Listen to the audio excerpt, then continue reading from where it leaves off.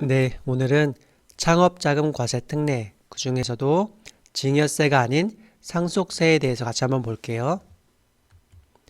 창업자금으로 받으면은 5억 원을 받아도 세금이 없어요. 증여세가 없죠? 왜냐면은 일반적인 증여세는 5천만 원 빼주지만 창업자금으로 받으면은 5억 원을 빼주기 때문에 5억 원을 받아도 5억 원 빼줘서 증여세가 없다는 거고요. 증여세 없는 건 알겠는데 상속세는 어떻게 되냐? 우리 보통 10년 이내 사전증여재산은 상속재산에 포함한다고 알고 계시죠? 이렇게 상속세를 계산하는 가장 기본 상속재산을 파악하는 거고, 이때의 상속재산에는 상속 개시 당시의 재산 플러스 사전증여재산, 그러니까 사전증여재산을 상속재산에 가산한다 이렇게 되어 있는데, 이때의 상속재산에 가산하는 사전증여재산은 10년 이내의 것이에요. 10년 이내 증여받은 것만 가산한다. 그런데 만약에 나는 지금 아버지가 젊을 때 증여받은 거라서 아버지는 10년 넘게 훨씬 더 오래 사실 거예요. 그러면은 증여받고 10년이 훨씬 지나기 때문에 그 창업자금으로 받은 것은 상속재산에 포함이 안 되겠네 이렇게 생각할 수 있는데, 창업자금은 10년이 지나도 상속재산이 합산이 돼요. 이렇게 창업자금에 대한 특례에서 이 창업자금 자체는 상속재산에 가산하는 증여재산으로 본다고 되어 있고, 또 기간과 관계없이, 그러니까 10년이 지나도 10년이 넘어도 창업자금으로 받은 것은 상속재산에 가산한다고 되어 있어요.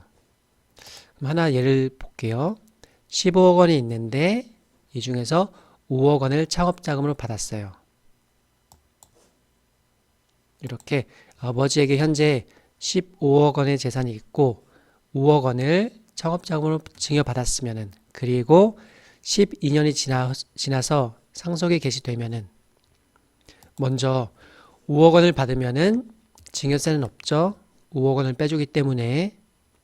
그리고 나중에 증여받고 10년이 지나서 상속이 개시되었을 때 아버지 통장에는 10억 원만 남아 있어요. 그래도 예전에 증여해준 창업자금 증여 5억 원도 더해서 상속재산은 15억으로 신고를 해야 되고, 그러니까 상속세가 나오죠. 하나 더 보면은 아까는 아버지의 재산이 15억이라고 봤는데 지금은 10억이라고 보면은 10억 원의 재산 중에서 5억 원을 창업자금으로 지원받았다고 하면은 마찬가지로 증여세는 없어요. 5억 원을 창업자금으로 받으면은 증여세는 없어요.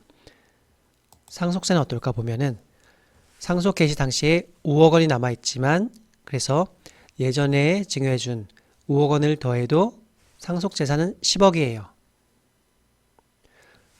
기본 상속공제 금액은 10억이고 상속세도 없네요. 다시 한번 10억 원의 재산 중에서 5억 원을 창업자금으로 받으면 증여세도 없고, 또 나중에 10년이 지나서 상속이 개시되어도 상속공제 범위 안에 있기 때문에 상속세도 없고, 이렇게 특정 상황에서는 창업자금으로 증여받으면 증여세도 없고 상속세도 부담이 없어요.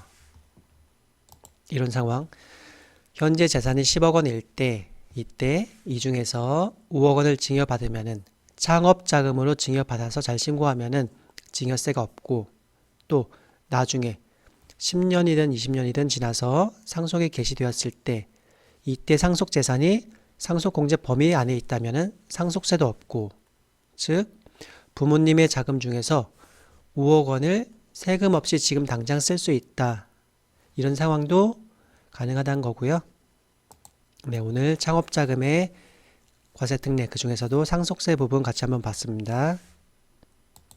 이상입니다.